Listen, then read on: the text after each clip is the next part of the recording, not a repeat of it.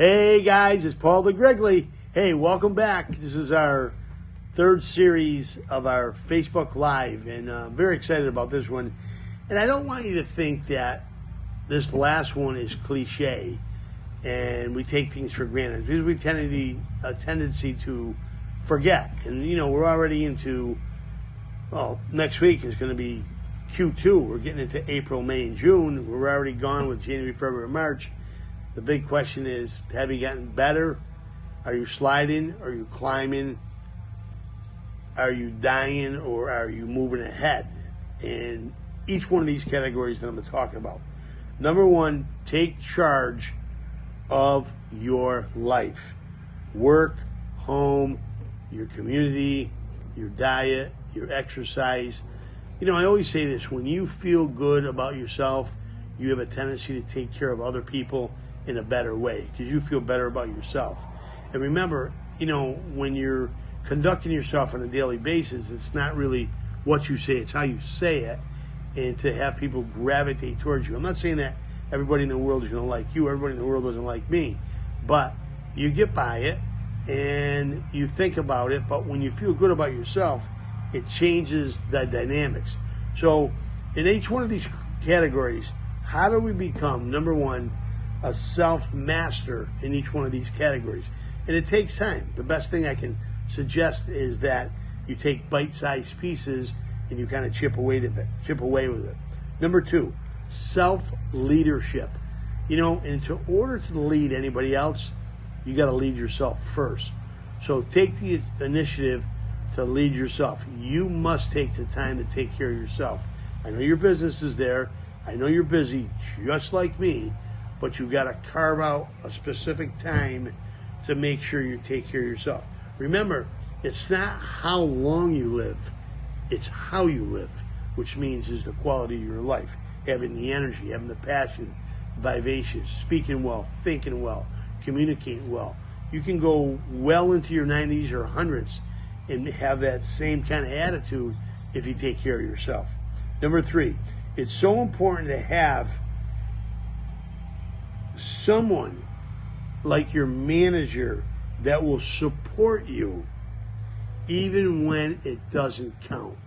You gotta have a really good manager. Teach them as much as they can, because they're the eyes and the ears and the body when you're not there. So start leading yourself and stop looking for excuses. There's so many people out there that blame other people, that blame the circumstances. Can't use excuses at all when it comes to making a decision. You got to own it, you got to own up to it, and that's how you learn and that's how you grow. The magic of self-leadership is so important. That's something that you really got to zero in on. Number three, you know it when you start taking responsibility for your own actions. That's when you know you got to change, when you take action and you take responsibility for your own action. So stop blaming others, and stop blaming, your creative team. Stop blaming your clients. Stop blaming other people. Ask yourself, what did or I didn't do to be successful in this situation? Remember, it's the state of mind that you're in that sometimes you react and you say things that you shouldn't have said. And when you say it, after you say it, guess what? You said it, you've done it. It's hard to get it back again. It's like a piece of tissue paper. You tear a piece of tissue paper, it's hard to get it back. Stop thinking of empowerment as a four-letter word. It's only a grand opportunity. Hey, thanks for listening. I hope you got a lot out of this series 1, 2, and 3. And we'll be right back next week with a new series of 1, 2, and 3. So you can take the best of what I say to you. And don't forget, it's only my opinion. It's only my idea. It's things that have worked for me in the past. And I hope they work for you, so you don't have to go through it and you don't have to go struggle. When I speak to many people across the United States about certain situations, they'll always say to me, Paul, I never thought about that. And hey, that's a good idea. And I think I'll try that. That's all of this is expected. This is free information. People spend thousands of dollars because most of this stuff, like I said to you before, is recycled. I might have 1,500 books in my office and in my library, but as I read them and as I read the newer books, a lot of the stuff is recycled. It's just said in a different manner, but it's pretty much the same thing.